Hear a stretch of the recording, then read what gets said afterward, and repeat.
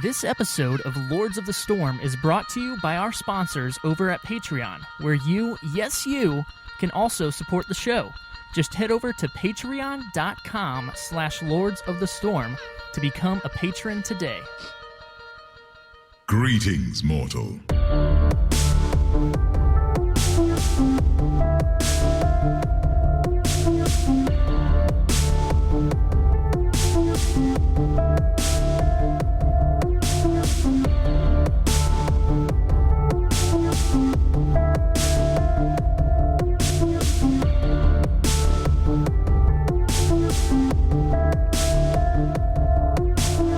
Thunder! Lightning! Whoa, that's kind of frightening. Hello, ladies and gentlemen. Welcome to episode 58 of Lords of the Storm, the weekly Heroes of the Storm podcast for you, the true Heroes of the Storm. I'm your host, Greg Parker, a.k.a. Gizmozord, but you can call me Gizmo. And on this week's episode, Tracer has finally been fully revealed, and she also has a release date. The Spring Global Championship Series came to an end this last weekend, and the West just didn't look too great. And we talked the newest hero to enter the Nexus. In this week's Hero of the Week, it's the Haka Week. The Haka. L'chaim. Gotta really get that guttural thing with your throat going. I hope they have a skin that comes out where like his little swarm thing around him is a whole bunch of dreidels. But of course, joining me this evening are some more of the Zord Lords themselves. First up, we have Mr. Kevin Ellis, aka Multizord. How's it going, Multi? I'm doing great. I've got a lot of phlegm built up, which is perfect for the Haka Week. It is. It's fantastic. It's fantastic. We also have joining us, as always, Mr. Ryan Reeder, aka TBK Zord. TBK, how you doing? I'm a little sleepy. Yeah. A little sleepy. The in-laws are here, so that's fun.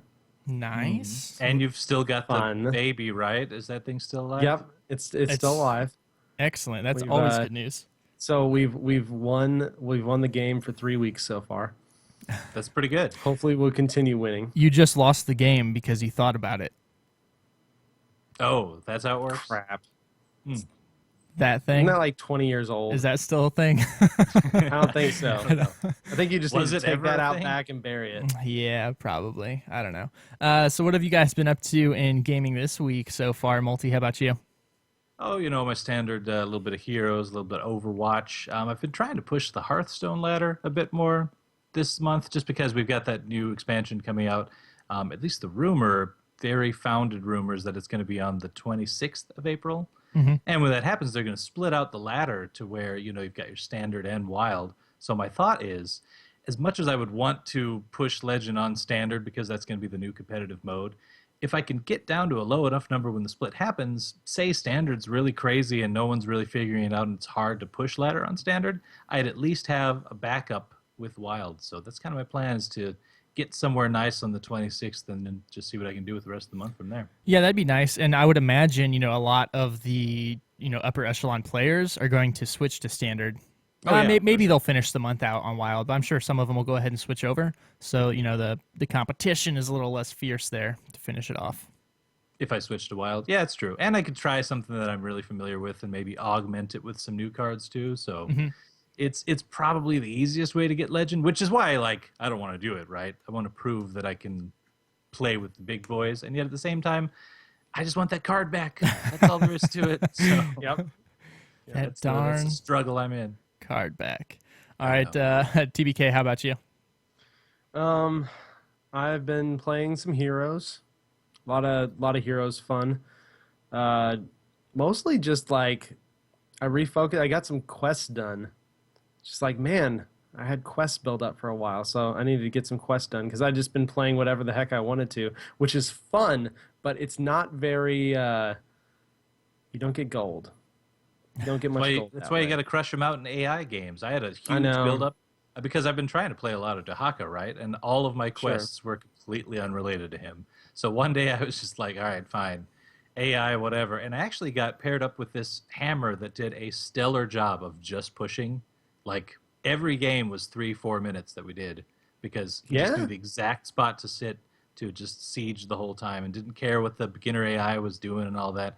And Yep. it was great. I actually partnered with him after that. We got a few more, and I crushed out all the quests like it was nothing. It took like, I don't know, Yeah, 20 minutes maybe. that's the way to do it.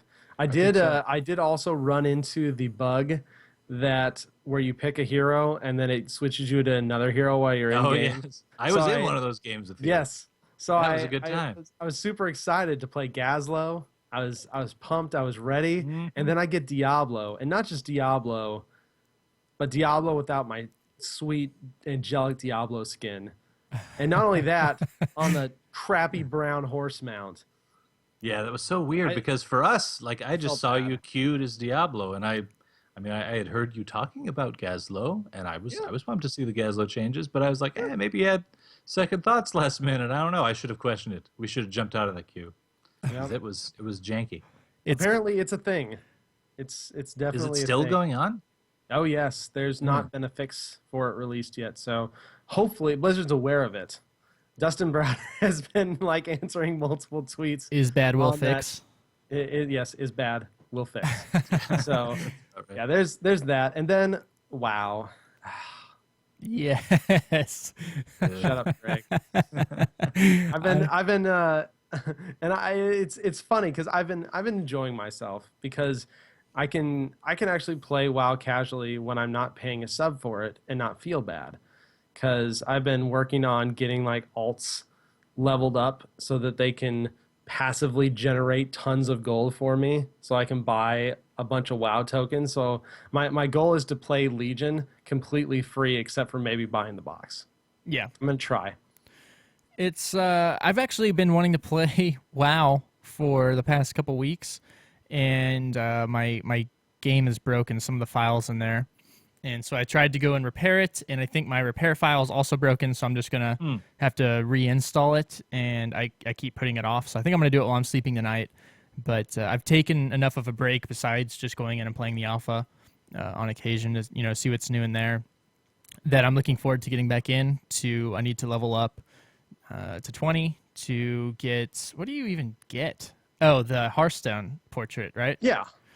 So I'm going to do that, and I don't know, I think probably just some looking for raid stuff again, but I'm excited to get back in there. I still haven't done Hellfire, so I need to do that in the LFR, just so I can say I've finished the expansion. Yeah.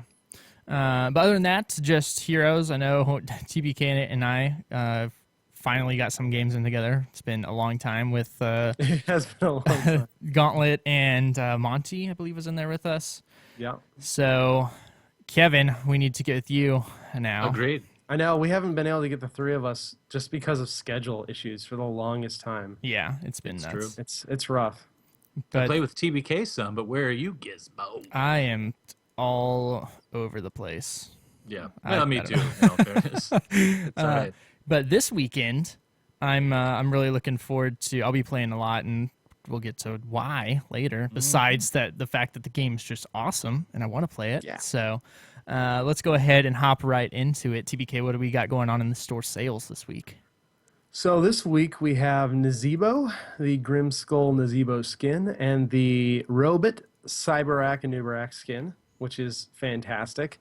And you may want to pick that up because, as was mentioned a week or two ago, he is getting a moderate-sized rework, along with Arthas. So definitely, if you like the bug, that's probably his best skin. Yeah, and It's pretty awesome. I'll probably end up picking it up. You guys, I haven't bought skins or anything in a long time besides Dahaka. But No way. yeah, it's true. But I need to get the mecha skin because Obviously. yeah, Obviously. I mean there's so many of Because them. it's a robot. A robot. It's a freaking robot. It's a robot. Also, there's something really cool because of the Heroes World Championships, and we'll discuss the winner of that in our tournament talk section. But the winning teams, heroes and skins, will be in a Spring Championship bundle that will be live from April 5th through the 12th. And it contains Uther, Zeratul, Muradin, Li Ming, and Tassadar, as well as the Zerg Hunter, Zeratul, Candy King Muradin, Star Princess Li Ming, Crypt King Tassadar, and Judgment Uther skins. and this will be 50% off normal price for that time. So a lot of cool skins, a lot of good heroes. If you're missing a lot of those, or if you're missing some of those, I believe it is a dynamic bundle. So yeah, be sure to look into that. Maybe grab it. Yeah, that dynamic bundle is gonna be sweet. I will probably pick this up. I think the only thing I don't have is the Candy King Muradin, which I really want. Well, you So get that half Pretty off. much, yeah, pretty much. I just get that half off. So That's not Yeah. bad. works for me. Multi, what do we got going in the free hero rotation this week? Oh, it's an interesting one. We've got some Malfurion and Vala, pretty standard pair there. We've got Artanis, Gazlo, new Gazlo. People want to try that out. Illidan, Tyrande, whatever it is. Trendy. Tryhardin. And then there's Stitches at account level 5, Butcher at account level 7, Lieutenant Morales at 12, and Zool at 15. First So, Zool week, right? First Zool, as far as I know, Yep. first Zool week, and that's really exciting for people that didn't want to sink all the gold into trying them out. I haven't had much time to play yesterday and today, but I've got to think there's got to be a Zool in probably every quick match game. Am I correct in this? I would imagine There's so. there's pretty much a Zool in almost every game, and usually in Hero League when I play, he's either banned out or first picked, like every Yep. time. It's a Bone Prison is just so good, and he's good enough of a lane clearer and damage that he's just very highly sought after right now. Yeah. And of course, this is after a fairly major nerf that he underwent. So, I mean, since he first came out. So, just goes to show you his kit is where the strength is. Yeah, think. I honestly, it's more of still Li Ming first ban, from what I'm experiencing, but it's top two for the most part. I am Yeah, more Li Ming, I see a lot of Li Ming picks and bans too. I'm more terrified about seeing Illidan in every quick match Oh, good lord, this week yeah. because he is so strong right now. Yeah, he is, and I mean this is an excellent rotation because it has. Well, I guess it's just Gazlo and Illidan that really got the changes, but they're both good changes for both those heroes. Well, here's the thing, too. I mean, you've got Lieutenant Morales in here, and then also Illidan and the Butcher, and technically Vala. Really good stim drone targets. Yeah, that is true. Yeah, for sure. Oh man, so Tyrande, this just reminded me. I really, really, really want to play some ETC Tyrande. Yeah? And I'll talk about that more when we get to Let's the do it. stuff. But that was Make it happen. so fun to watch. That's one of the the only things I remember because I was so tired trying to watch the rest of it. Overnight. Yeah. Yeah. But what else we got going on with the heroes this week? Oh, well, you kind of alluded to this earlier a little bit, but one reason that you might be playing a little bit extra this weekend is a little promotional deal they've got going on for Heroes of the Dorm. We can now celebrate Heroes of the Dorm with a full hero roster and also 50% experience boost. This weekend, it starts April the 8th at 10 o'clock a.m. Pacific time, all the way through April 11th at 10 a.m. Pacific time yet again. That's when the unlocked heroes happen, and then the 50% bonus XP, I guess, goes even further than that. Starts at the same time, 10 on April 8th, but then goes all the way to April 18th. Am I reading this right? Dang, yeah. 10 days of bonus EXP. I mean, that's really what I'm in it for right there, because yes, there are a couple heroes that I don't own that I could hop on, but I don't own them for a reason. I'm probably not going to play them. But I would think that for really anyone out there that's wanting to experiment around and try out some new heroes, I mean, forget the free hero rotation this weekend, because just pick who you want, and that's really cool. Yeah, and it's not just that. It's, with the new rule for Hero League, Oh, yeah. this is amazing. Because you can just raise a ton of them to Or 5. not amazing. Why do you say Because that? it defeats the purpose, do you think? In some ways, but we may see a bunch of heroes people normally don't play in Hero League during that time too. So it's good and bad. I'm going to be playing a lot of heroes next week, Yeah. this weekend. I know that for sure. Maybe not this weekend much because I'm going to be watching Heroes of the Dorm, so I won't have time to play heroes. But You can dual screen it, although that's really distracting. I It find is. it throws off my game that I'm playing, and I can't watch it as attentively. So Yeah. it's really a double-edged sword. It can be fun, but I just like to listen to it and pretend they're talking about the excellent About plays that you. I'm making. Oh, well, thank you, Gilly. That's so kind of you to say. But no, I'm looking forward to it, of course, to playing my Smurf this weekend, get the heroes I want to take into Hero League level 5. Unfortunately, that probably means my MMR is going to drop from Quick Match in there because I've mainly just been playing carries because I find every time I stray away from that, things start going poorly at this point of where I am in my MMR. So we'll see, but I'm super excited to hop into Hero League with that account. But let's go ahead and get on going. Before we get into the news this week, we just want to give a shout out to some new patrons that we have. So we're going to do this little thing right here.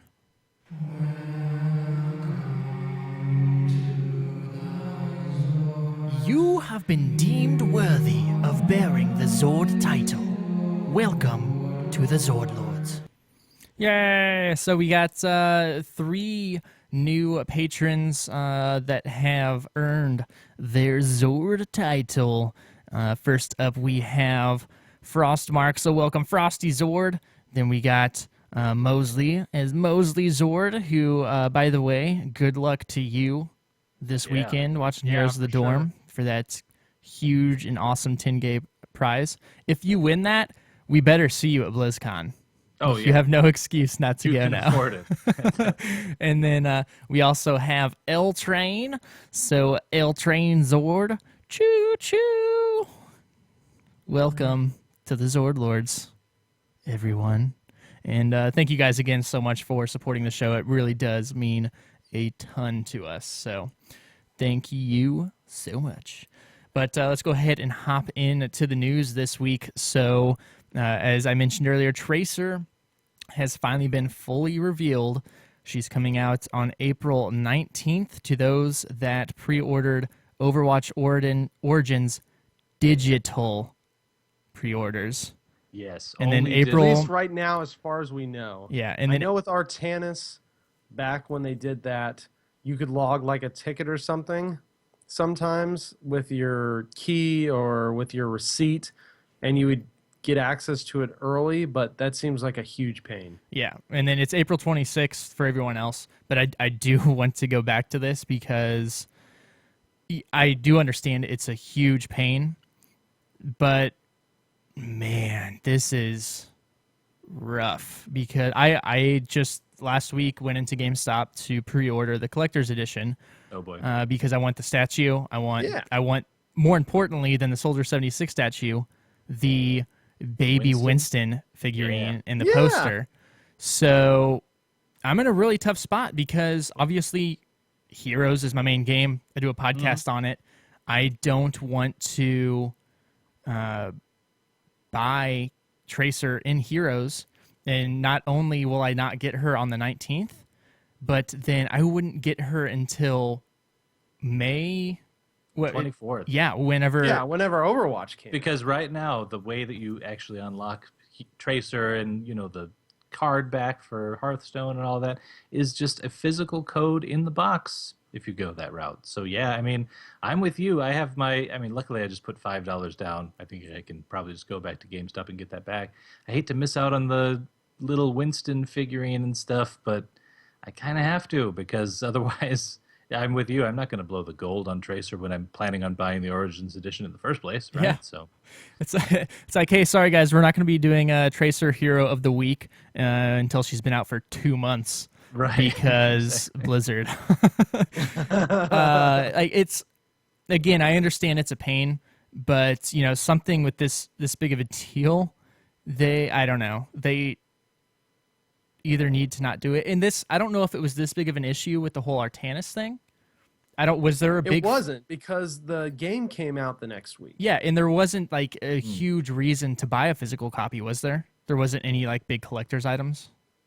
I know honestly of? That I'm don't not sure remember because I'm not a big StarCraft person. Yeah. But like you said, this is the difference because Tracer's getting released in April. Overwatch is getting released at the end of May. Yeah. There's a huge like disconnect time-wise between the release date, which Artanis didn't have. So they're going to either need to provide a really easy way for the people who got physical copies to actually get their character early because of the huge time disconnect, or I mean, you're just kind of screwed, right? Well, the other problem is for the people that pre-ordered it for either PS4 or Xbox One, because if you're not planning on buying it on PC, you hit the same problem. You have to wait for your physical copy. So those people are really out of luck at this moment. Yeah. So, and it's like these two games are pulling from, the same player pool. People who like competitive PvP games. So it's like the people that are, more into Heroes than Overwatch, but still want to be really into Overwatch, a lot of them, and I've seen it on Twitter, are going to cancel their collector's edition orders, which is $125 to get a $60 version. So that's also Blizzard, missing out on $65. So I don't know. I'll probably wait a while to see what news comes out and before I make my decision. But it's rough. It's really rough. Apparently, though, and this is good to note, you have to have ordered the digital copy before or by April 19th to get Tracer really? early. Well, then I'm just doing it tonight. What the heck? I can get my $5 back later. Yeah, because that's what it said, to get the early access, at least. Yeah. So It's I don't know. It's interesting, but like I said, they've come out with her full skills and talents and stuff. Multi, I know you're really excited about her, so why don't you give us a quick overview of that? Oh, yeah. I mean, I don't want to go too far into details because, I mean, we've got a few weeks before she really comes out and all that, but Yeah. It's definitely worth checking out. It's on heroesnexus.com, the full talent tree, everything you'd want to know about it. Interestingly, we can talk about her heroic briefly, right? Yeah. Sure. She's unique, at least as of right now, in Overwatch. In Heroes of the Storm. Yeah, she's unique in Overwatch, too. she is. But in Heroes of the Storm, she is unique in that she has one heroic that you can start off with at level 1, although you have to charge it up by getting what appears to be, they're calling it It's basically pulse bomb charges. charges. Mhm. Yeah. There's ways that you can actually talent into increasing some of the pulse bomb charges that you stack up with and that sort of thing. But anyway, they're trying to simulate what it's like to play her in Overwatch, where you're charging up your ultimate ability by doing damage with your standard weapons or however else. So we've said this in the past, but I think that's possibly the same kind of model they're going to follow with any of the Overwatch heroes as they get introduced. But anyway, so the cool thing is you do get to augment her pulse bomb at the very end. By that I mean level 10, and of course again at 20. But the 10 ones are interesting. We've got Sticky Bomb, which increases the pulse bomb's radius by 50%, and enemies hit are slowed by 60% for 3 seconds. Then we've got Quantum Spike. Pulse Bomb deals an additional 10% of the primary target's maximum health. And then Pulse Rounds increases Pulse Bomb's range and charge rate from basic attacks against heroes by 100%. So, it's just cool that there are 3 different ways to augment this, and even though it's just the one ability, I don't think with all that different options, it's going to feel like one ability, frankly. Yeah. Sounds really I think cool. that's a really cool way to do an ult, for sure. And it's something you're going to have to watch out for early on, because just reading through her talents, and we'll have these linked in the show notes, she's probably going to be the most mobile hero to date. Oh, easily. And Like, that it's little insane. video, because they did come out with that little video of her as well, so you got kind of a feel for how the blink worked and that sort of thing. And man, it's going to be ridiculous.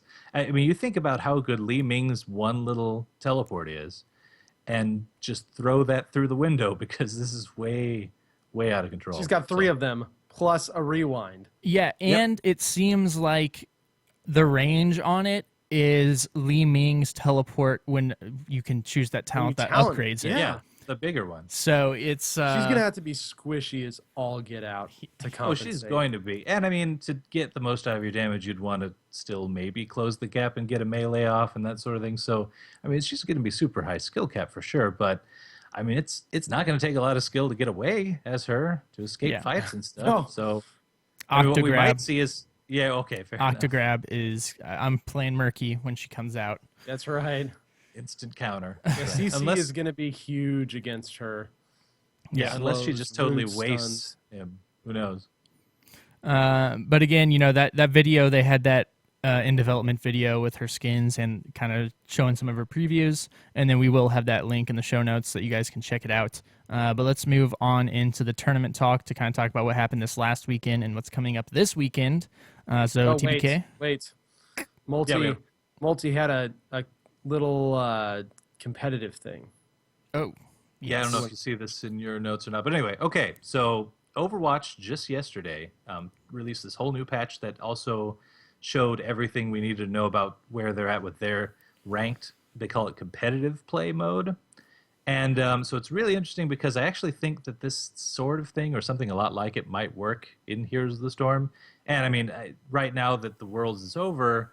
And, we've got a huge patch that helped improve this game quite a bit in terms of the, bans are finally in Hero League and Team League and all that. I've got to think we're just on the cusp of something very similar to this. So let me just give you the quick breakdown of how it works. The progression system in the ranked, Overwatch, as it may apply to this game, is we have 5 tiers that you're put in. They're Challenger, Advanced, Expert, Master, and Heroic. And within each tier of your ranking, as you progress in that order from Challenger to Heroic, there are going to be 5 different divisions.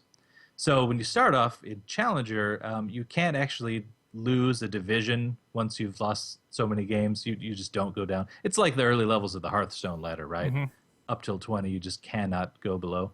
But once you get into Advanced, you can at least drop back to the bottom, like Advanced Division 1. But as you progress your way up to Expert, for instance, if you make it to Expert, you cannot drop back down to Advanced. So if you graduate into the next tier, you don't drop below to where you were before, which is really interesting. That's not what it sounded like in his developer video. But then he was on one of the Overwatch podcasts, actually, where he backtracked it and completely said, Okay. no, don't listen to me on that. There's been a blue post about it since then. So that just goes to show you how they're still experimenting. I mean, we don't know if this is going to be the final one, but it's so close to, like, if I had designed this myself and sat down and really thought about it, I may have come up with almost this exact thing. Like, that's how good this is working. Things like, if you, and this one's kind of controversial, I guess, but if 2 players are more than 10 total divisions apart, the splitting out each tier into 5 as a division, then you cannot queue together at all. Like it's determined that your skill gap is so big that you just shouldn't play together and should just hop in quick matches, which I guess makes some sense. And then the other thing that, we know probably isn't going to be the case in Heroes is that the Overwatch seasons are going to be 1 month long, just like in Hearthstone. But I believe Browder's come out and said that the Hero seasons are going to be, 3-4 months? I think that's what they're shooting for, 3 or 4 months. But that makes more sense in Heroes, right? Because the Overwatch games can be quick enough that you really could log enough games in to kind of have an almost Hearthstone ladder feel per month. Whereas in Heroes, there'd be no way you could chew through 5 tiers.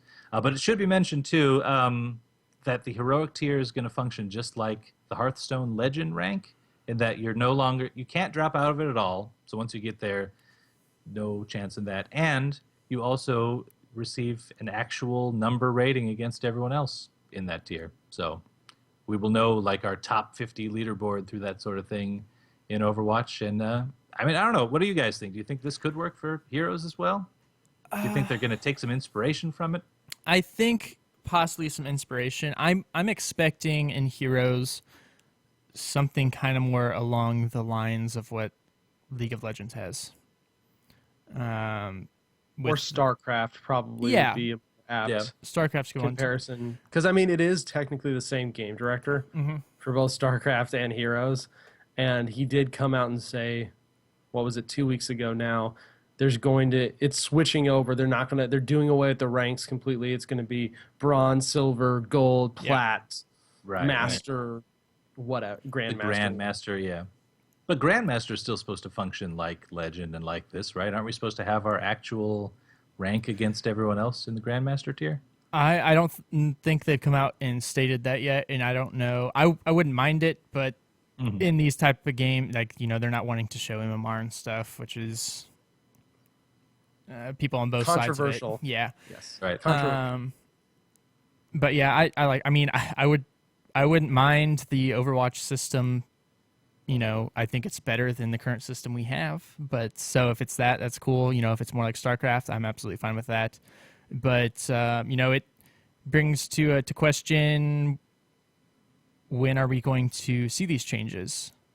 It's true. Well, the funny thing is, I mean, I would think that the fire has to be at Dustin Browder's feet, because it would be so embarrassing for Heroes of the Storm if the Overwatch Season 1 rolled out before it did.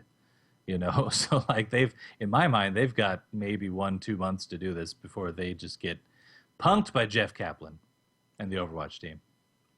Yeah. I mean, we're nearing the year anniversary that Heroes has been live.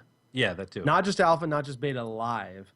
And so if we hit that year mark, which is basically in the next month or two, if we hit that year mark before the season rolls, that's going to be bad. And even more so, like Multi said, if Overwatch comes out with Season 1 at the end of May and we don't have a real hero season yet, we're still in preseason, that's just like a huge...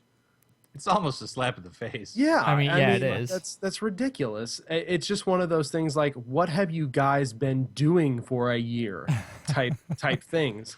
And so I would be very surprised. Okay, I'm not going to say very surprised. This is Blizzard we're talking about. I love them to death, but this is Blizzard we're talking about. This is the year-long content droughts between WoW expansions / patches company we're talking about. So I would be somewhat surprised if we did not get some sort of at least article and blog with the full details of the new ranking system, even if we did not get the new ranking system sometime in the next month. Mm-hmm. For sure. It's one of the reasons I kind of expect it sooner than later is all the changes we had in this patch the last week that came out of absolutely nowhere. I think they've been careful. They've been dealing with the flames, even though they could have said something earlier, just because they're being careful. So I think they're just kind of in that mode to where, yeah, they could give us some information, but they just want to be 100% in case something changes. So I think we'll see it sooner than later, but who knows? I hope we will. Yeah. I think so too. All right, well, let's get into the tournament talk again to discuss this past weekend and this coming weekend and a little thing that we put on here. So, TBK, take it away. So, the big thing going on, first off, this weekend, Heroes of the Dorm Finals, April 9th and 10th. And this is going to be pretty big. So, we've got Tennessee, UT Arlington, University of Connecticut, and ASU Dream Team. And they're going to be duking it out for free tuition for their college careers. That's a big deal. And so definitely check that out. It will be streamed. The Heroic 4 will be streamed at least. And then I believe the grand finals will be on ESPN2. So if you don't have ESPN2, I think we did mention at one point you can sign up for Sling TV and get it with their free trial, and there's probably a few other ways that you can end up watching it, but that's what it is. I assume it's just an ESPN contract thing. Nothing we can do about it, but the games ought to be really good. All the dorm games so far have been really good, and I wish I was going because the live event is really cool, but at the same time, as L-Train pointed out to me, there's technically, I think, only going to be 3 sets of games, guys. Yeah, they're showing the both the Heroic 4 and the Grand Finals on ESPN2. So the Heroic 4 will be Saturday, April 9th, and then the Grand Finals will be Sunday, April 10th. So Yeah, makes sense. Yeah, this is not like a qualifier or a Vegas type No, thing. no, This no, is no. like a few hours max Mm-hmm. type thing, because I believe the Heroic Four is best of 3, and then the grand finals are best of 5. Mm-hmm. So just a few hours max. So Which is kind of cool because sometimes the really long, grindy tournament days are I a know, grind to really. they are, they You really know? are, and this will allow us to play all of those free heroes Yeah. this weekend. And 'Cause we honestly, won't be watching heroes all weekend. this is the type of format like esports needs to get to in order to be mainstream because it's on ESPN2. People who don't know about the game and stuff don't want to watch it for 12 hours a day. So it's just It needs to be the length of a football game or a baseball game or something like that, yeah. instead of this like huge 6-hour chunk of time with these 20-30 minute breaks in between. I know that's something I was actually pretty impressed with at the World Finals. OGN did a really good job with some things, not others, sound being one of them. But they did a really good job with the flow of the games, keeping the games moving at a really good pace. So I was impressed with that. But yeah, Dorm, watch it this weekend. It'll be really good, I'm sure. And then moving on to the Spring Worlds. Greg alluded to this a little earlier, but the West did not do so hot. Actually, it was an all Asia Final Four. Ended up being both the Chinese teams and both the Korean teams. MVP Black actually did come out victorious with a 3-0 against Chinese team Edward Gaming. Yeah, I think what were they, like 28 or 29-0 or something like that? I don't think they lost a single game. Yeah. Oh yeah. In all of like qualifiers and everything, is that right? I'm pretty sure. I may be slightly off, but if they didn't, because I did not watch all of these. I'm just going to be honest. Oh, these were like at the butt crack of the morning. So Yeah, the time I think the difference is finals way took too much. place at like 3 or 4 a.m. our time. So it was really hard. I had to go back and catch up and watch some of the replays and stuff like that. But mechanically, just MVP Black head and shoulders above everyone else. Like the synergy, the coordination, the mechanics were just absolutely mind-boggling. Now, weren't they the team that we were really afraid of last year, and then they had some issue where they weren't able to compete in the World No, Cup? That was E-Star. That was E-Star. That was E-Star? Okay. And E-Star actually didn't do quite as well as we thought they were going to, because they ended up getting bested by the second place Chinese team. But I mean, not that they didn't look good, because the likes of Dignitas and Cloud9 could not even beat the Chinese teams. Yeah. They took games off the Chinese teams, but they did not beat them. And so, yeah, it was a very, very Asia-dominated Spring Worlds. And I think it really gave the Western teams a lot to think about. And we'll go into that a little more in depth when we hit our community content shout-out. There's a lot of really good information. There's a lot of stuff that I would recommend reading if you're a big esports fan. But suffice it to say, MVP Black is next level.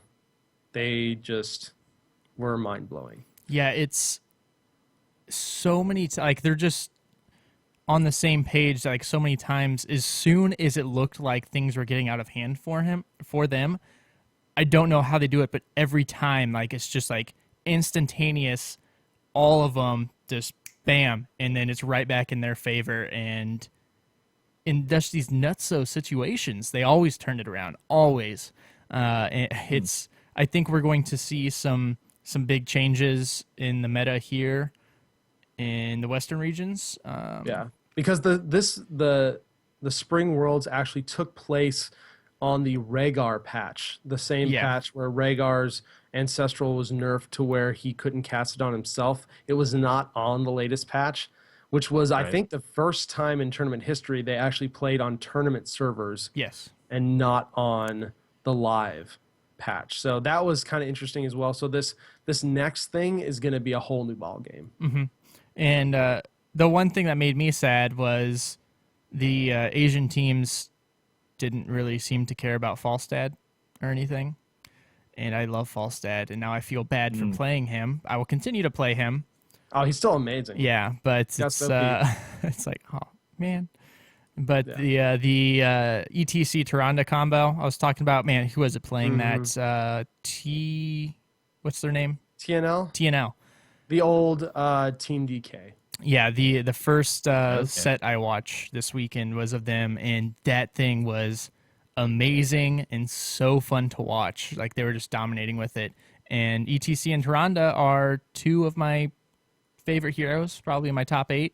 So I'm totally looking forward to running that. So I didn't catch that game. What's the combo? Is it just chaining the stun with the mosh pit and everything? ETC was taking the extended range on Power Slide, and they were just rowing together and Power Slide that stun into the Tyrande arrow stun and done.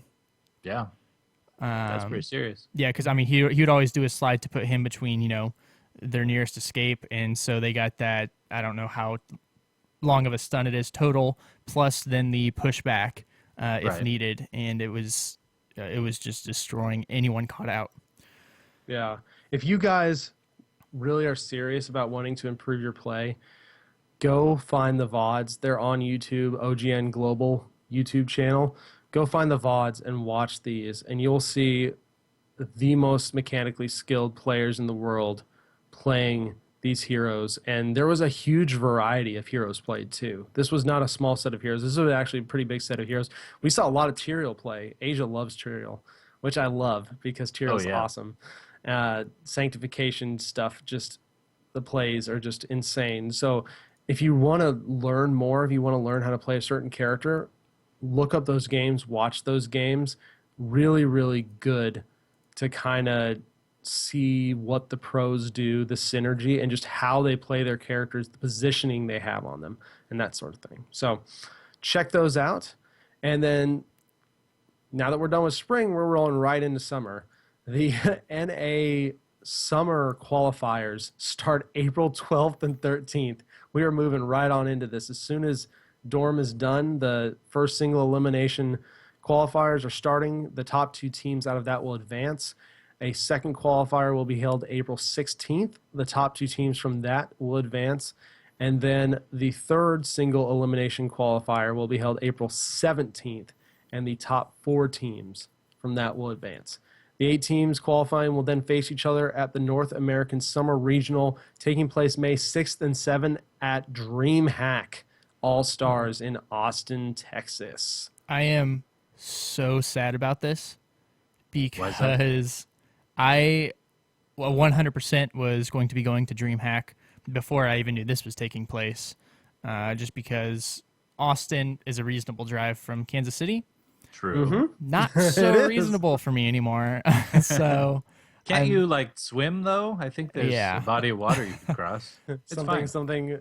So Powerboat. I'm really sad about this. So I'm hoping at least one of you guys can make the trip down there because it's going to be awesome. We'll see. It's not very far away. It's like what, 8 hours? I think. No, Austin's I only mean about- date-wise, it's not far away. Yeah, that's true. and you have the Plus, baby. So I'm Kevin, saving it's up all on for you. BlizzCon. I'm Yeah, saving up for baby, BlizzCon. Did we BlizzCon. even talk about that, by the way? No, I was going to mention that. So we might as well do it here because BlizzCon was announced today. Yeah. Boom. Heck yeah. April. Thank goodness it's not in April. Well, the tickets go on sale. Yes, the tickets go on sale in April. November 4th and 5th, that weekend, BlizzCon will be taking place. It was just announced today. The tickets go on sale April 20th and April 23rd. April 20th at 9 p.m. Central Time. So that day, we will be pushing recording back 15 or 20 minutes because all 3 of us will be frantically hitting our F5 buttons to try and snag tickets. And then Saturday, I believe at noon Pacific time or 10 a.m. Pacific time, something like that, you can go to the BlizzCon site and check it out. But those will be your 2 times to try and snag tickets. And the Heroes of the Storm Fall Worlds will be held at BlizzCon. and they announced as well today it is going to be $1 million prize pool. $1 million. $1 million. So it's big. This is double what it was last year. Yeah. This is big time because the BlizzCon prizes from last year have been during the spring and summer regionals. The BlizzCon prize this year is doubling that. So they're serious about this Heroes Esports stuff. It's really cool to see them investing the money, and I really can't wait to watch that live. All three of us will most likely be going to BlizzCon. I'll be front row again this year. You guys will see me on So- stream, wear my KC hat, same as usual. So we'll actually, once we get closer, be announcing a lot more details because we'll probably have a presence of some sort of the World of Podcasts. We'll have some cool Lords of the Storm swag that we'll be giving away or that you can buy, and we just want to meet everybody. Oh yeah, that's This what is I'm gonna in for. Honestly, Yeah, it's going to be so much fun just hanging out with everybody that we've gotten to play with and gotten to talk to over this last year. So we're all super pumped about that. Yeah. But yeah, that's BlizzCon. And then we have one more little thing in tournament talk. And Multi, I'll give that to you. I mean, I wouldn't call it a little thing. It's a big deal. It's a big deal. It's a big deal. It's Lords of the Lane 3. That's right. We have decided on the date. It's going to be May the 1st. It's going to be that same 12 Pacific Standard Time frame. And if you are one of our $5 or more patrons on our Patreon, you should have already gotten an email just telling you where to go, and you can sign up ahead of the game a little bit. We're going to then release the general link for anyone to sign up on Monday, coming up here. So, yeah, it's if you haven't tuned in before, it's our 2v2 tournament. We're going to be trying it in Lost Cavern. The one thing we haven't decided yet is if we want to push all the way through the core, or if for the sake of game time, we want to just do the keep. So actually, I'm looking maybe this weekend to have some people maybe scrim a couple games out and feel it out and see what game length time is and that sort of thing. So, so we're looking for people to help out with that. But past that, it's going to be a good time. The full rules are going to be on the website on when we post that for you on Monday if you didn't get it already. So check it out, sign up, bring a buddy, and we'll just have a good time. Yeah. Sure.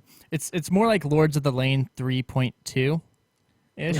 Oh yeah. But I feel a little bad because it's technically on May the 1st, but because Yeah, we I said we know. were going to do it in April, but people were wanting it on a Sunday, and so May the 1st Yeah, just that's the happened to most work out the feedback most. we got was Sunday. So we're Right. still considering this as April, and then March would be up next. No. May. No. No. June. June. There we go. June. It's just it can't be at the end of June because I'm a little busy. I don't know if you guys know. I got like a wedding Oh, and that stuff. thing? Yeah. Yeah. Honeymoon Yeah. and junk. I don't know. Something like that. Yeah. Um, Lame excuse, I know. All right, so we're excited for that. But let's go ahead and get on to our hero of the week this week. So here we go. Hero of the Week.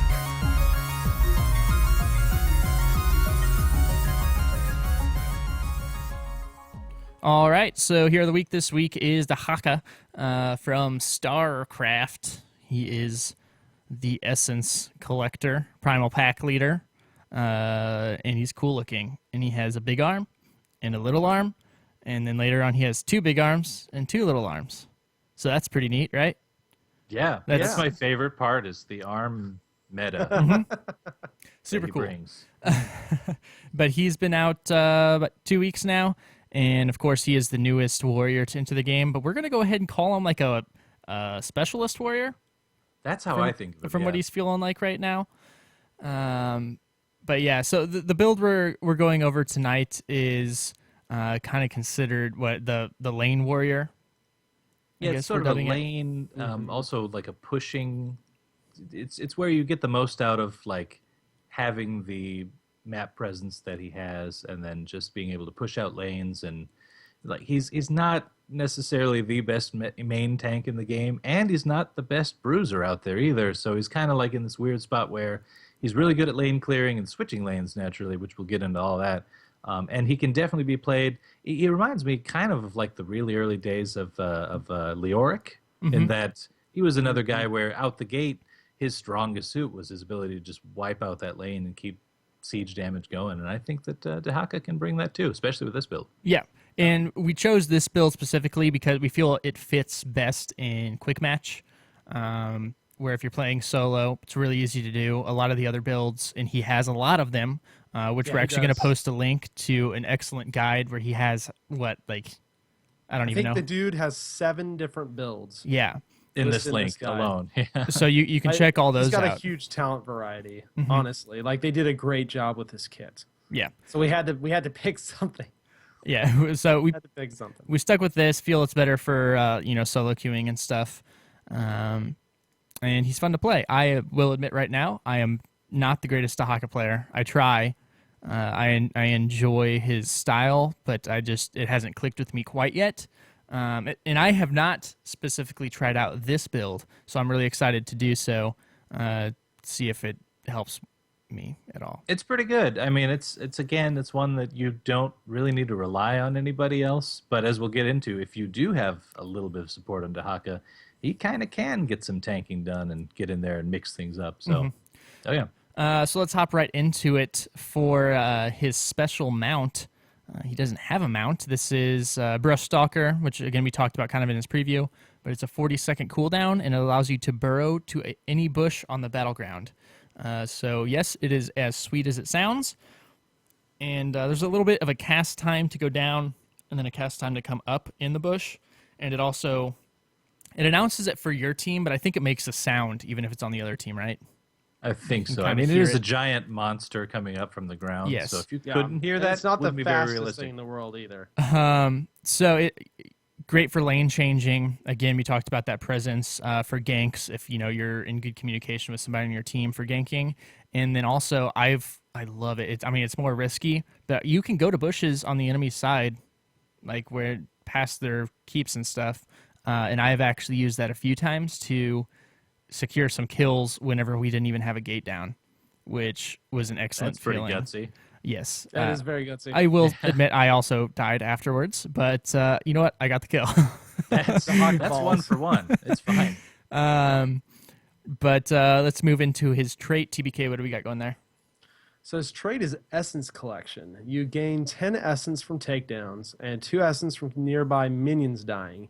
If you activate it, you consume all the Essence you have and heal yourself for 30.16 plus 4% per level health over 5 seconds for each Essence stored. And you can store a maximum of 50 Essence. And you can also cast it during drag and burrow. So this can range from a super crappy heal at just a few essence to basically a full health bar at 50 essence. So you really have to manage this. If you're not getting a lot of kills, you want to make sure that you're going from lane to lane where minions are dying to actually be able to stack this essence up.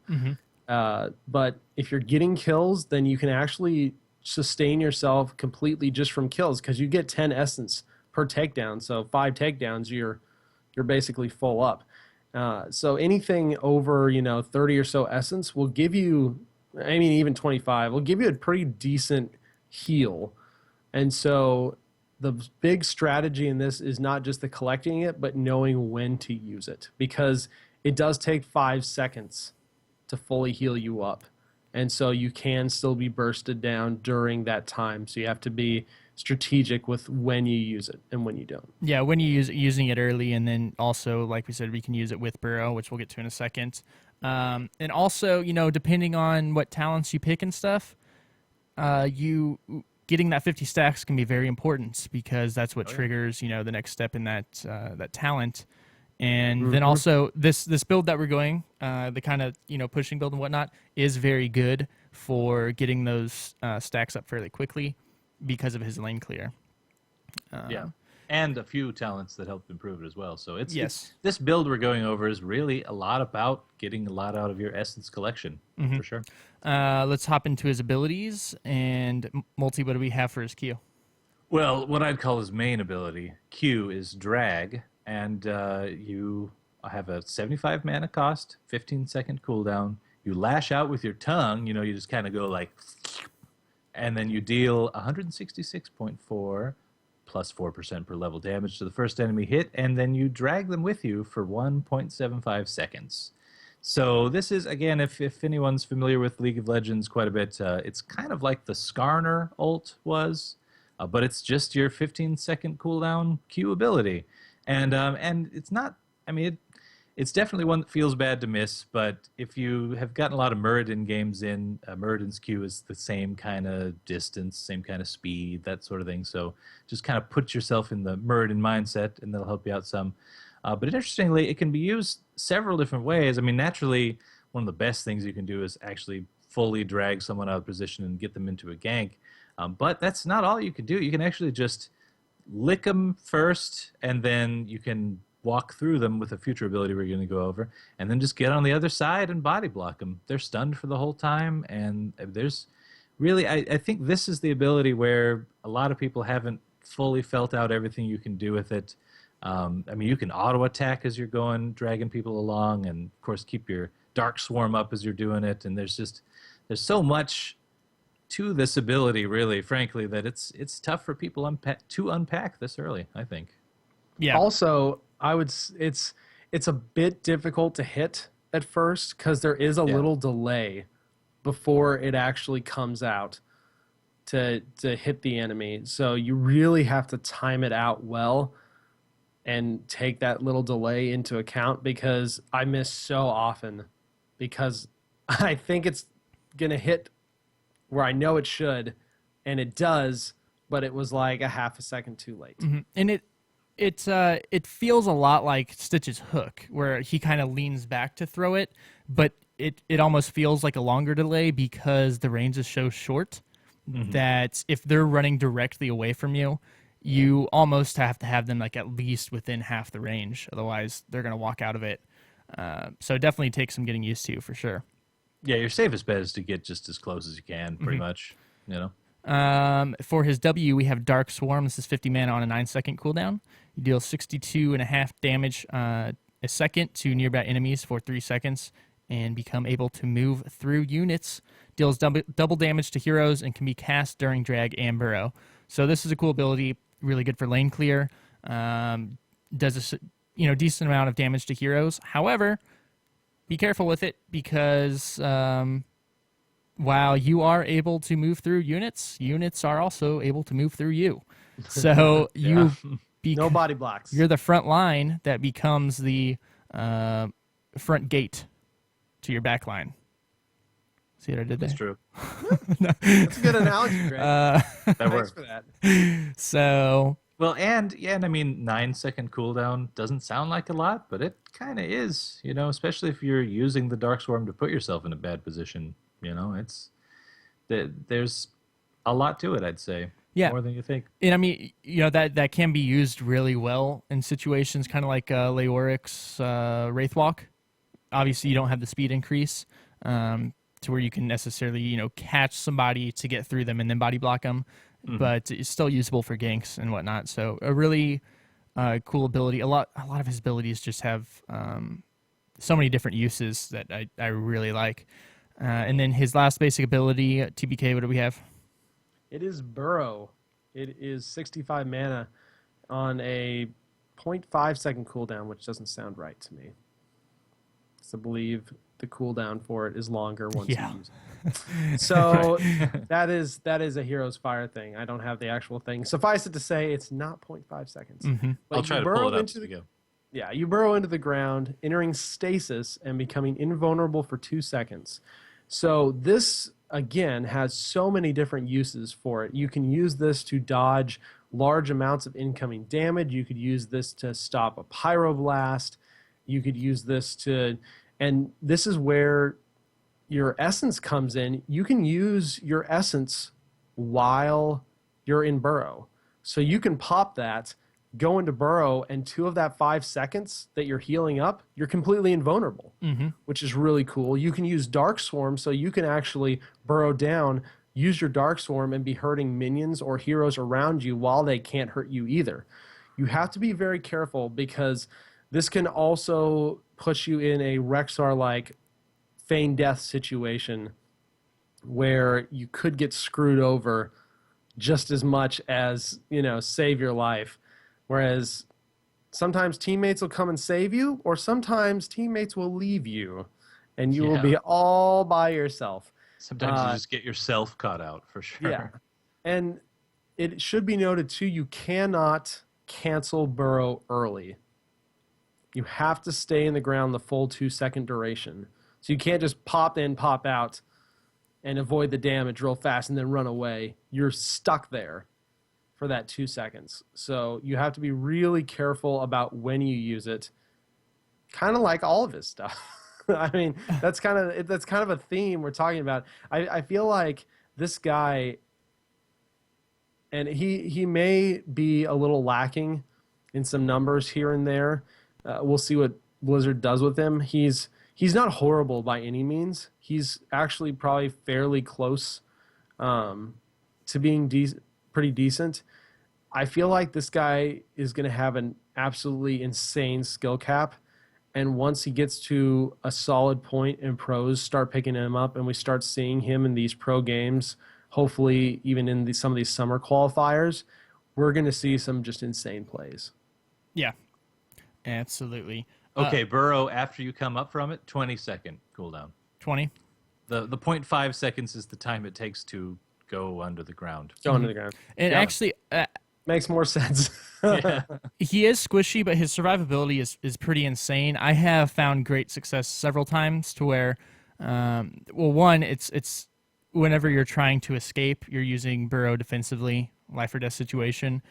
It's a really tough balance between deciding, am I going to have a better chance just trying to walk out of this, or last ditch effort, you use your trait, your essence collection, and then burrow. And then if Brush Stalker is up, I have escaped several times because while it does have a cooldown, you should have gotten a decent amount of healing in that 2 seconds, and I have actually escaped using that. Oh, yeah. Which is pretty nice. But we forgot to mention his most important trait that I was reminded by chat room. It was Echoes. And that trait is, of course... You used to call me on my... You used to. So if you haven't seen his dance... Oh, gosh. Oh, yeah. It's. I hope you guys could hear that. I just pulled that up while you guys were talking. And it's the best dance in the game. The old, I don't know about that. The old tennis racket hotline bling. Whenever we saw this in the hero preview, I lost it. So he does it with that was pretty funny, just throwing in the preview like it was, for sure. Yeah. Everyone's like, wait, what? What is this? So that was good. But now we'll get into the less important heroic abilities, of course. So first up, TBK, what's the first heroic we got? So the first heroic is actually really, really cool and kind of unique among heroics. It's called Isolation. It is 100 mana cost on only a 60-second cooldown. You launch a biomass that hits the first enemy hero, dealing 208 plus 4% damage per level, silencing and slowing them by 30% for 3 seconds. And then you are only allowed to see a very short distance for 6 seconds. And this is a skill shot. And it's not the fastest skill shot in the world either. And it doesn't have a massive amount of range. So you have to be decently close to actually get this off. But this can be an absolutely insane heroic ability, especially if you land it on a healer, because not only do you silence and slow someone for 3 seconds, the distance is literally a tiny bubble. Everything goes dark except a very tiny bubble around your character, and it is the scariest thing ever. Like, you can't see a thing. You have no idea what's going on. You can't see allies. You can't see enemies. And you feel very isolated. Yes, you do. And, I mean, yeah, you hit it on the head with the healers. Some in particular more so than others because, like, say, Uther, maybe you can get your W off, but that Holy Light, that's not going anywhere except maybe yourself. So, yeah, that's definitely something to think about if you're trying to land a good isolation. It'll technically get you some value on technically anybody, but Yeah. yeah, if you can get it on someone that does either range damage or, a healer, good on you. And I mean, obviously, he can walk to the back line with that Darkstorm if he needs to. Yeah.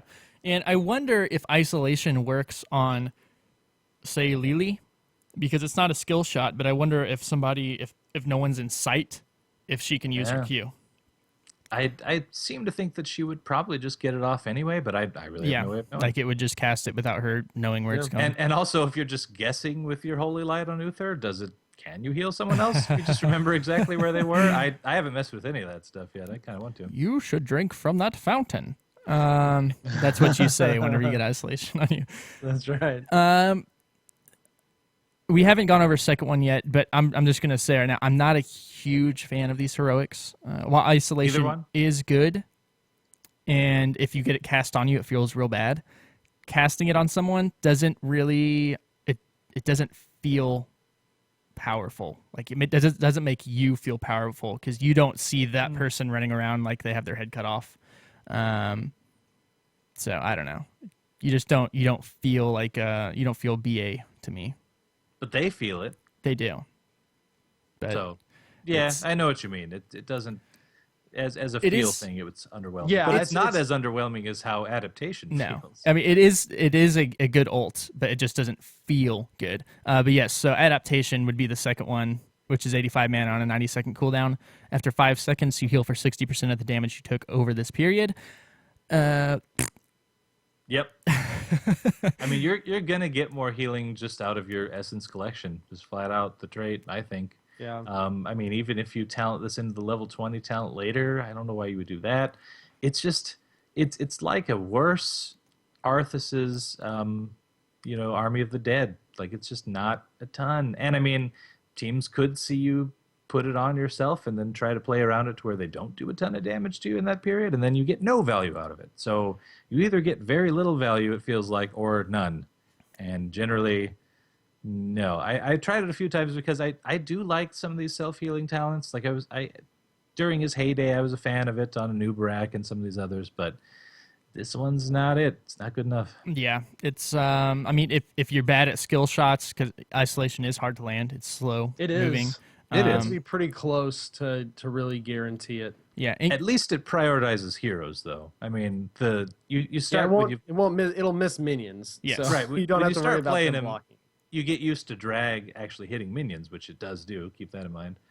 But yeah, so at least That's a good bypass point. That. That's Yeah. a good thing to point out because at first I was just like, "Oh man, guys, I got this, dude," and then I'm pulling the little mage minion back, and it's just like, Right. so you got him good. You got that Yep. minion real good.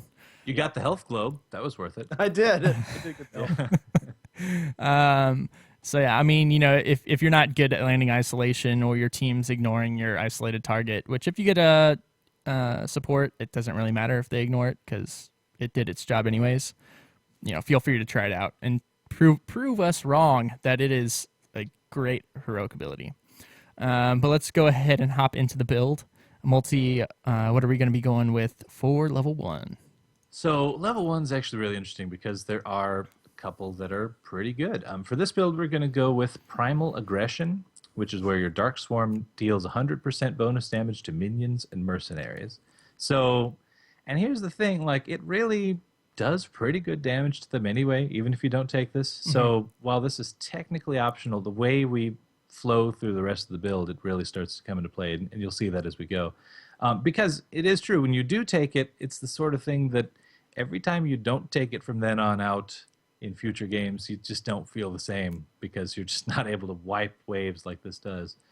So it's really cool. A shout out to, to really any of these are decent at least, but Enhanced Agility can be really good. That's one where collecting 50 essence permanently increases your movement speed by 1.5% up to 15%. And that, obviously, you're collecting it a little bit slower because you don't have Primal Aggression to do the extra damage to minions and mercenaries, but it still is pretty good. I would still maybe even augment this build occasionally to take Agility when you know there's someone a little bit quicker that you just desperately need to get to. Maybe I mean, leaving can be hard, but there's an example, or like Lunara or somebody that you just desperately need to close the gap to get that tongue in range. That's one way to do it. But yeah, do you guys have any thoughts on any of the others in this tier? I enhanced agility is the one I had been going with, and Yeah. I do love it. It's one of those talents that you really don't feel till late game, because even when you get that first 50, 1.5, whoop, not a huge deal. But late game, I mean, you can get to be pretty darn fast if you've been collecting your essence well. And I mean, it's so fun to chase people down, get that tongue on them, and then not only do you get the tongue on them, but you're moving faster to drag them back. So Even you can further, you yeah. can drag them Yeah. a greater distance, and it really does feel pretty strong. I completely agree. It feels to me, especially at its base, because you don't have a mount you can mount up on. Right. So Dahaka has a lot of problems chasing people down sometimes, because other than his very short range tongue, he has no way to really slow people down. And so the best thing you can do is speed him up. And so that enhanced agility really helps with that. If you want to go a little tankier, tissue regeneration is not a bad thing either. That ups your health regeneration permanently after you collect 50 essence to up from 5 by 5 each time up to 50, which is pretty decent health regeneration on top of your essence trait. So that's not bad either, but I do really like that enhanced agility a lot. And I want to clarify something really quick, because I alluded to this earlier, but honestly, I'm not sure. It says collecting 50 essence.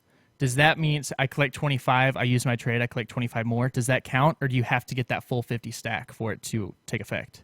And I mean, also, what happens when you are just at your 50 stack? Do the extra ones you gather count for this? I honestly would need to experiment with this. From my understanding, I didn't pay super close attention, but because I thought of this the first time I picked it up.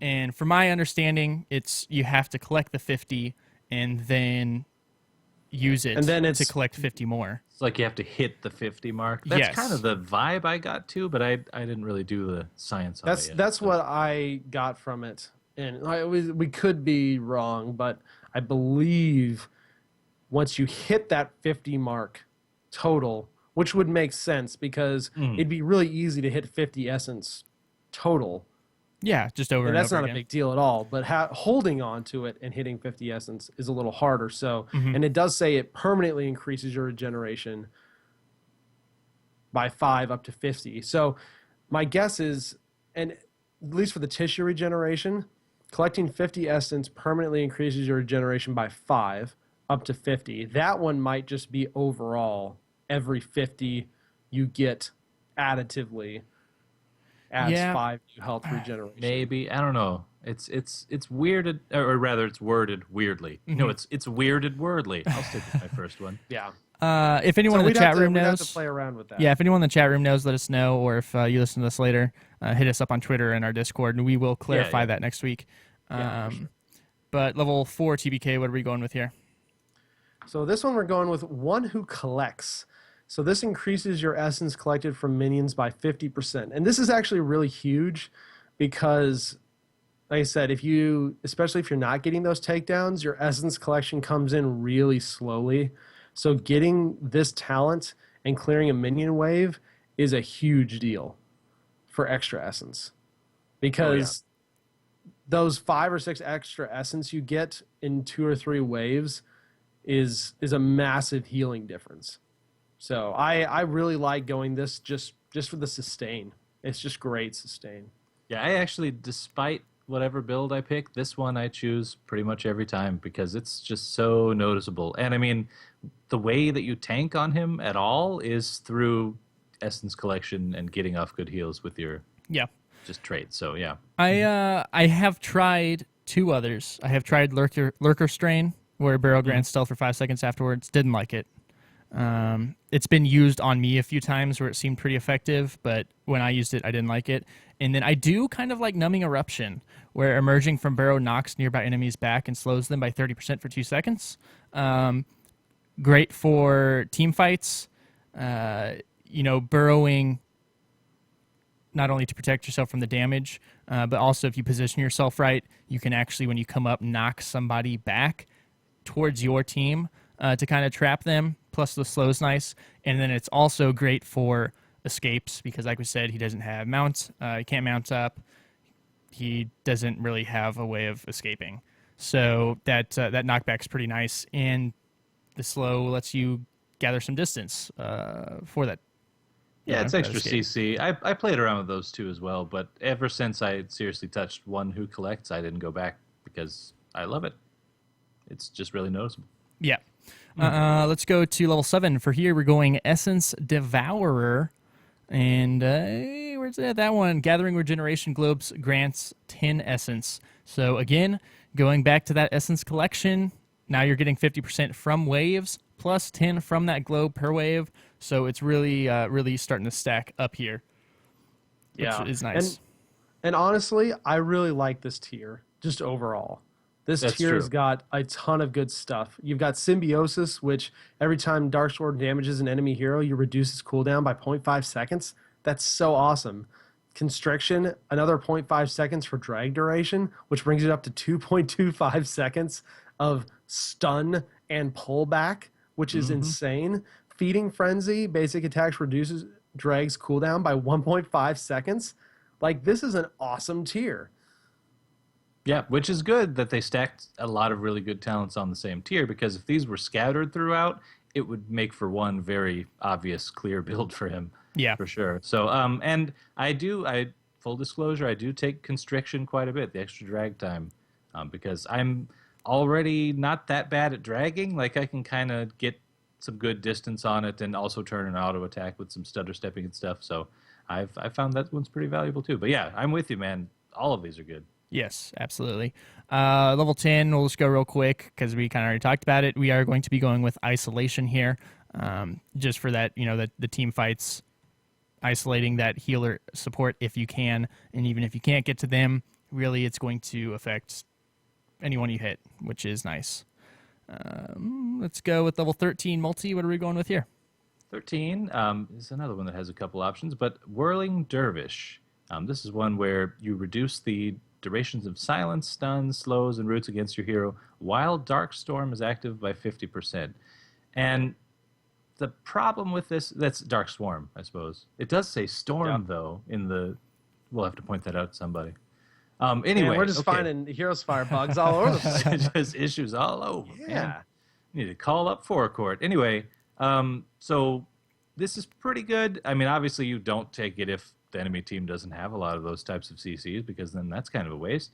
And it's a little awkward because you do have to have your Dark Swarm active to get any value out of it. So it's just one more thing to think about on top of your, passive, not passive, but the activatable trait and everything else. When to burrow, when to pop this, when to pop the trait. It becomes really a lot to think about for sure. Which is why if you don't like thinking, and if you do just like scaring the crap out of people, there is Ferocious Stalker, which is where your Brush Stalker increases your movement speed by 60%, decaying over 3 seconds. And that's super fun because if you're ganking around level 13 with that, you just come out and you're a train of terror. You just run them over. I honestly, I haven't tried the Whirling Dervish yet. But after thinking it, since we're kind of going to push build anyways, I imagine, the duration of stuns and slows and stuff, that means towers too. So if you're really kind of going for that push, and it allows you to push just a little bit longer to avoid that gank, your slow is going to be a little less. So I don't know. But the other two are really nice. Ferocious Stalker I've taken a few times, but I've found myself, I think I actually like Swift Pursuit more, only because the 60% is huge and awesome, but Swift Pursuit, you don't have to wait for that 40-second cooldown, and you can also, you can use it, hide in a bush waiting for someone to come by, and then also while chasing people, if you're in the jungle and stuff, just running through a bush gives you that instant boost. And Which there's is a kind lot of of cool. bushes on most maps. Yeah, so that's true. it kind of stacking between those two. The Ferocious Stalker more for specifically looking for those ganks, and Swift Pursuit kind of is just a general speed increase, which is nice. But for this build, the lane pushing warrior, definitely go with Whirling Dervish. Let's go to level 16 TBK. What are we going with here? So again, another awesome tier. Like I said, Blizzard just did an awesome job with this guy's talent tier. Rapid regeneration for this build, though. Burrow heals you for 316 plus 4% per level health over 2 seconds.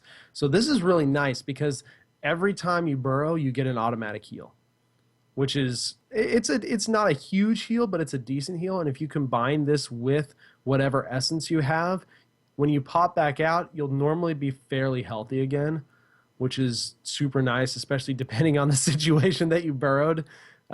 Sometimes it's really good, and sometimes it can delay the inevitable for your team just to have that much more time to respawn or something like that. But the other two are both buffs to his Q. So you have elongated tongue, which increases drag range by 20%, which is pretty big because his drag range is not super long. So a little extra range on that is never a bad thing. And then paralyzing enzymes, which your drag slows enemies by 50% for 2 seconds after it ends. I actually like this one.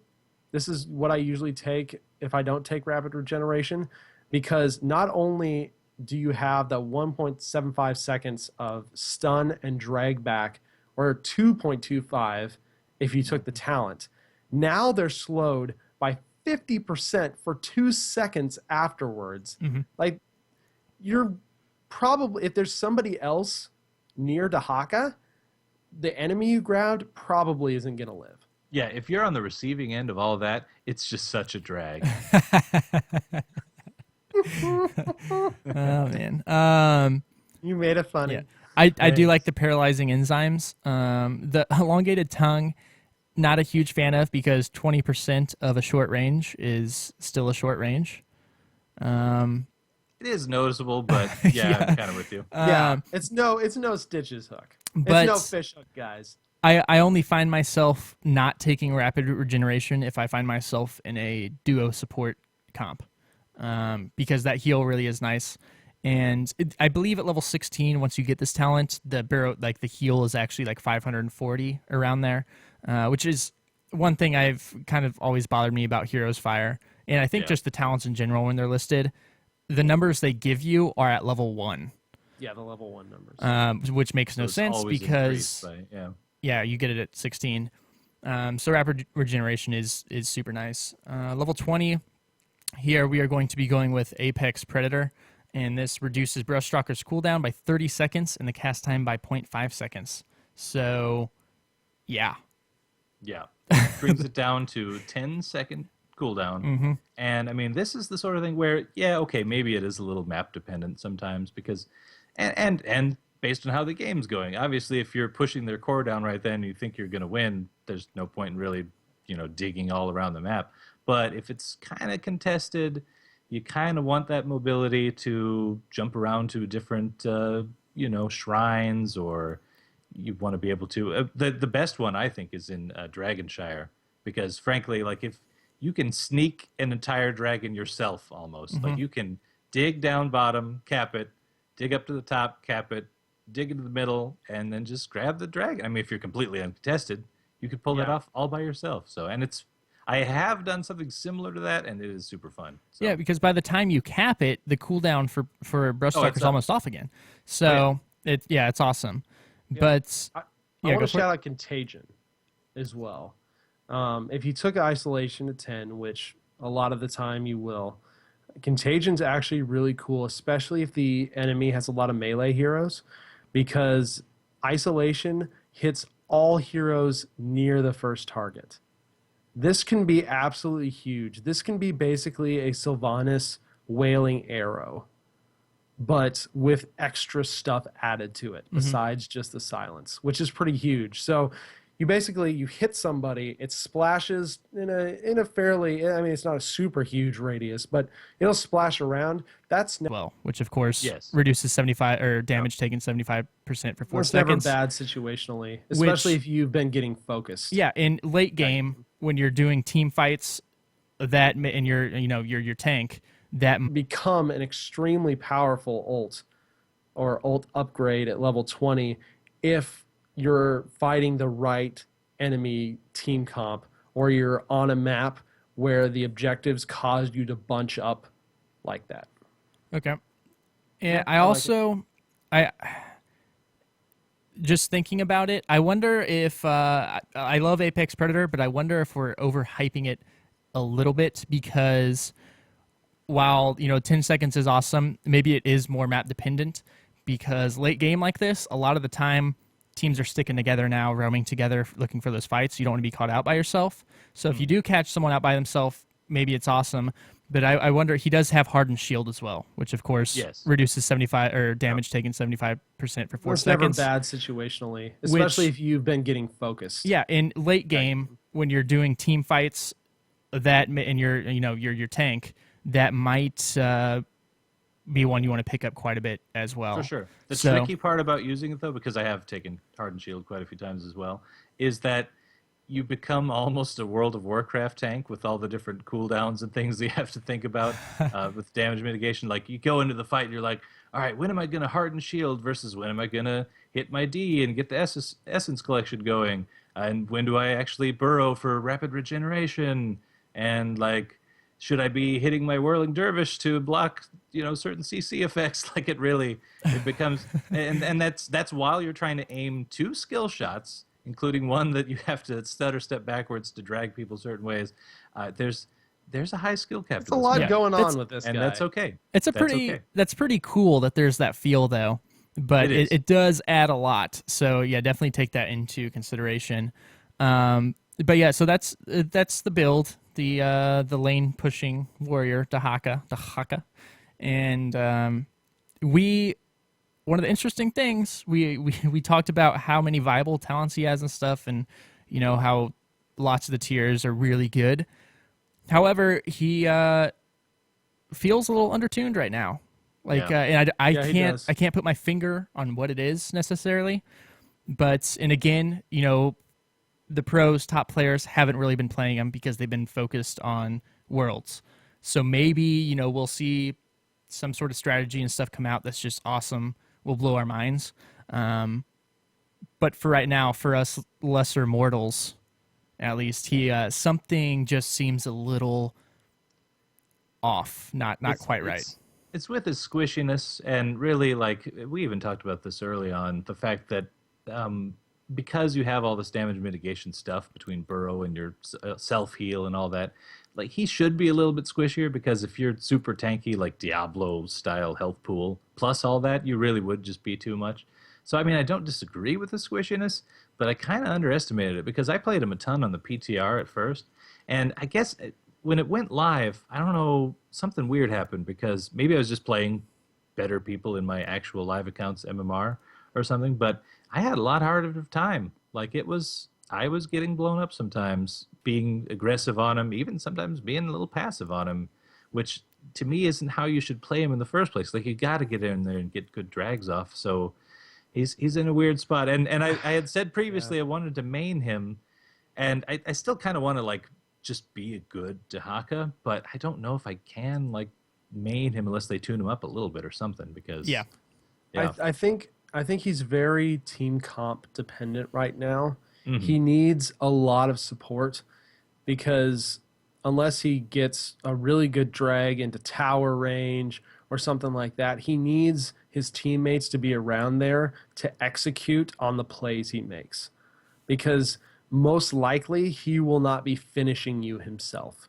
His damage is okay, it's not amazing. Mm-hmm. And so you're very reliant on your teammates as Dahaka to, like I said, execute on the plays you're making.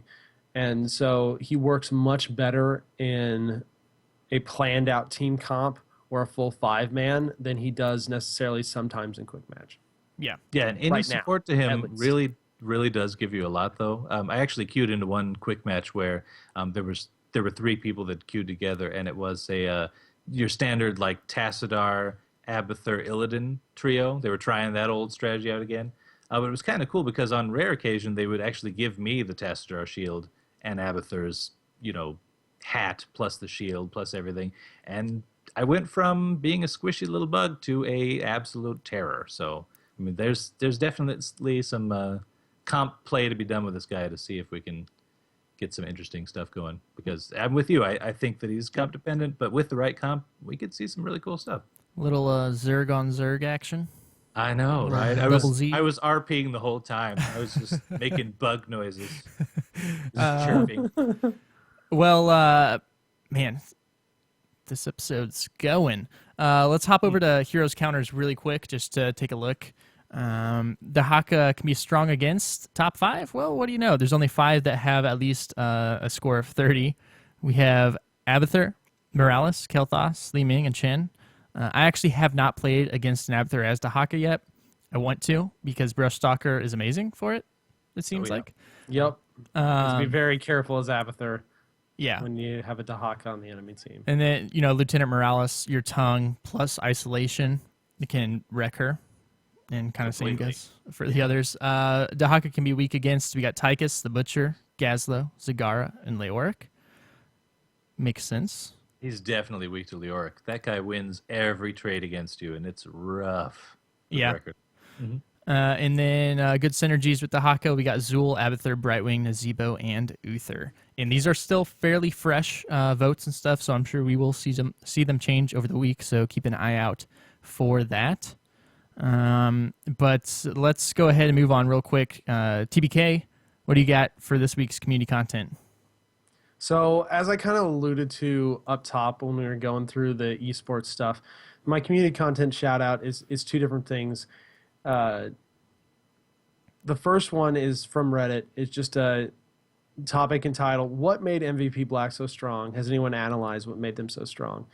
And there's a lot of good posts, and Henrax is the user, posted a really good kind of roundup about these are the reasons why MVP Black was head and shoulders above everybody else. And he just kind of goes through them. Like, their hero pool is massive. Their draft is on point. Their strategies and team play, the synergy between teammates, the individual skill, and the confidence to pull it off.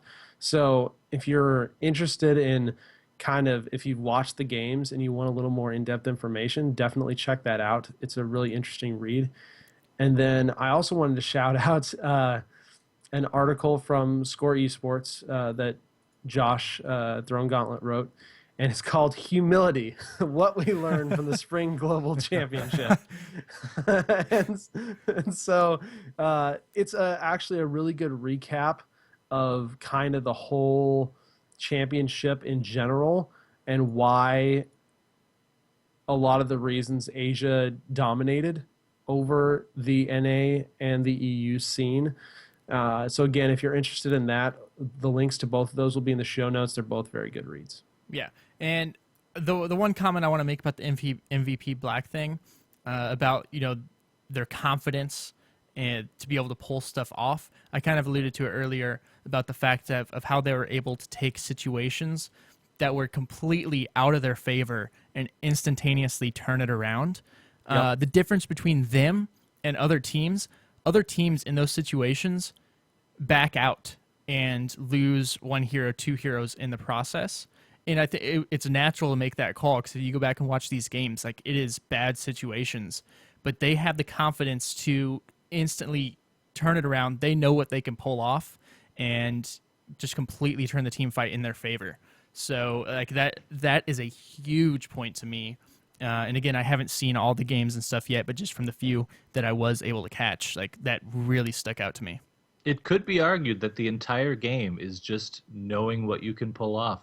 And the more that you as a team not only understand that, but understand it together and work with synergy, the better you'll be. And that totally makes sense to me. Well, it's like at that high of a level, I imagine MVP Black especially, not even all pro teams, but depending what level you are, what level they are, how much health you have left, like almost exactly, paying attention to the enemy team's cooldowns, what they have, what they can throw at you, how much damage they can do in order to be able to make those decisions, which is a lot to comprehend in split seconds. Yeah. And just mind-blowing. Not only that, these guys played together for quite a long time. And this is basically the same team from last year that Cloud9 beat. Or that was beat by DK or whatever. They were not like this last year. They were strong, but they weren't this. So instead of what we're seeing right now from a lot of NA and EU type teams, where it's just roster shuffling constantly if they don't get first or second place. And it's just like, okay, let's switch players and try this again. They stuck with it, and they got better, and they synergized, and that cohesion really led to something big, which was winning this Worlds, because you don't get like that in a few months. Yeah, and you don't. It takes a lot of time and practice. Like, I think they said their practice sessions were sometimes 8 to 12 hours a day. Like, that's insane. That's dedication.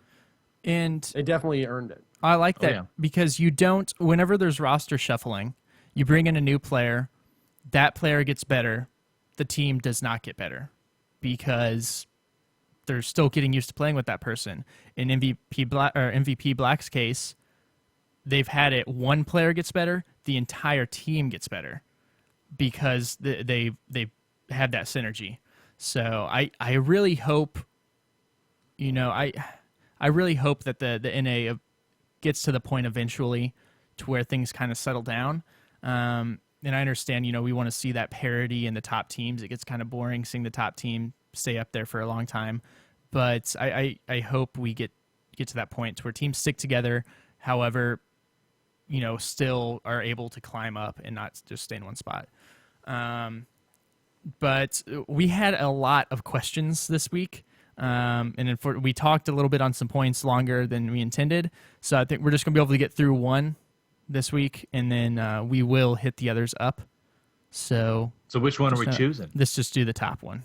The top one. Okay. Well, it's a good week to do that anyway. Yeah. It's from Raph Punk, who writes, I have to say, the new rule about the level 5 characters has made me quite a bit more diverse of a player. I appreciate what Blizzard has done with that. It got me playing other characters quite a bit. What do you all think of it?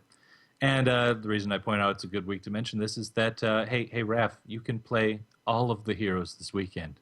So just get them all to 5. Whatever, That's you right. get gold. I mean, you try out characters. It's probably going to be a really fun time. So I say So just much do fun. it. But yeah, no, I like that. And it's good to hear feedback from someone who, because we kind of briefly touched on that it's just nice for people to be able to play a wide variety of heroes. And obviously it's working for him. So Yep. So I like it, and I actually, this kind of ties into this question. I just found on accident back on Reddit, I saw I had some messages. Mm-hmm. I went back, and it was a post Dustin Browder made a while back about when they were thinking about adding this level 5 thing into Hero League to for the limit. I had talked about that sounds awesome, but since you guys are also moving, Hero League from 10 to 14 because of the bans, it would be super cool if you guys included the free hero rotation if we have them at level 5. And what do you know? It's exactly what happened. you did it. Gizmo strikes again. You caused it to happen. Thank you. But yeah, TBK, you got anything? No, I mean, I like it. I think it's exactly what we needed. It's a small restriction, but not one that's big enough to really matter. And I think it's a little enough effort that if you really want to play with it, you should put it in. Yeah. And that will just give an overall better experience for you and an overall better experience for your teammates, because you'll at least know the character enough to not be like, what does this ability do? And that type of thing. Yeah. So And we talked about this like on our very first episode. One of the best ways to become a better player, play each hero rotation character up to level 5 just to learn how to play them and play against them. So this goes right in with that. But again, so we apologize for this episode going a little long. We know some of you love it. We know some of you like shorter podcasts. So we apologize to you, and you're welcome to the others. Multi, where can we be reached? We can be reached several ways in-game by typing /join space LOTS to get some games in with us. Also, we're on Twitter at Lords of the Storm. We're on Facebook.com/Lords of the Storm podcast. You can send us emails with questions, and again, we will get to them. Lords of the Storm at Outlook.com. And we are on Twitch.tv/Lords of the Storm, especially live Wednesdays at 9 p.m. Central, where you can check out our live shows. Also, we're part of the Zord Network at ZordNetwork.com. One really cool way you can reach us if you haven't tried it out yet is through our Discord, which is a chat service that not only does text but voice, and there's a sticky to that at the top of our Twitter at Lords of the Storm. So hop in there. We always have new people jumping in and getting in on the game discussion and just whatever, really. But of course, one thing we do appreciate is anytime someone leaves us a 5-star iTunes or positive Stitcher review. And actually, we did get a new one this week. I'm going to butcher the name. Tice Need. I'll call you Tice for short. And please write in or hop in Discord or something and correct me on that one. But anyway, Tice writes, the show is informative and the hosts are so relatable. I feel like it's a chat about heroes with my bros every week. But the thing is, he wrote this on April 1st, so I actually don't know if this is a joke. Like if it is a joke, it's a good one because he actually left the 5 stars too. So like that's a believable joke if you went that route. So. Yeah. But no, we appreciate it, and of course, we do appreciate anyone that can give their patronage to our Patreon at patreon.com/Lords of the Storm. You're just helping the show out quite a bit with that one, and every one of you that has given anything at any time, we appreciate it completely. Yeah, and we really do appreciate that review because that's kind of the feel we've been going for with this. Yeah, as we said, we started this just because we're all friends that talked about heroes all the time, so we said let's do it on a mic, see if people listen.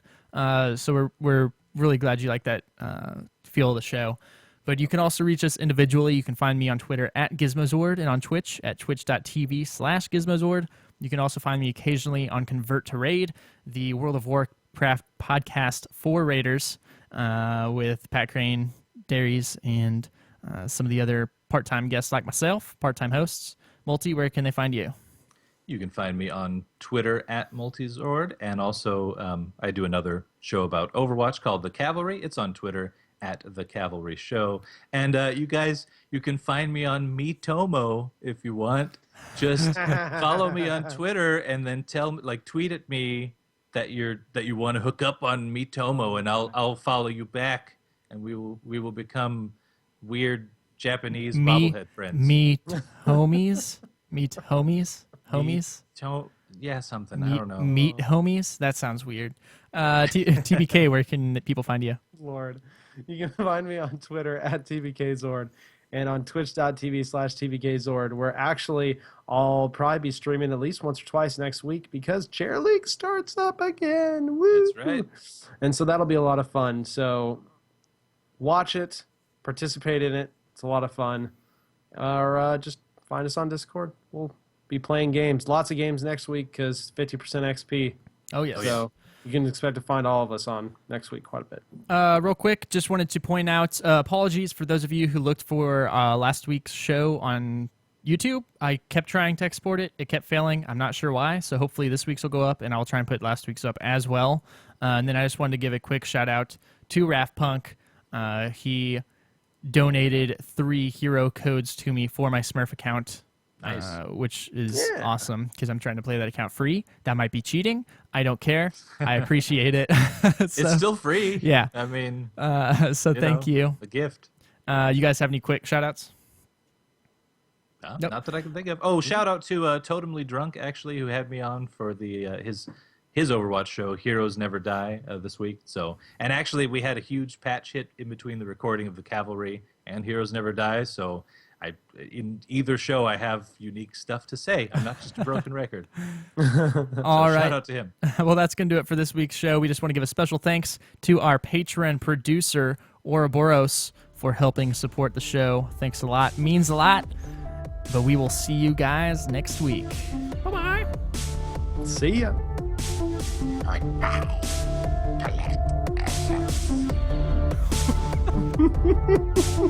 Goodbye.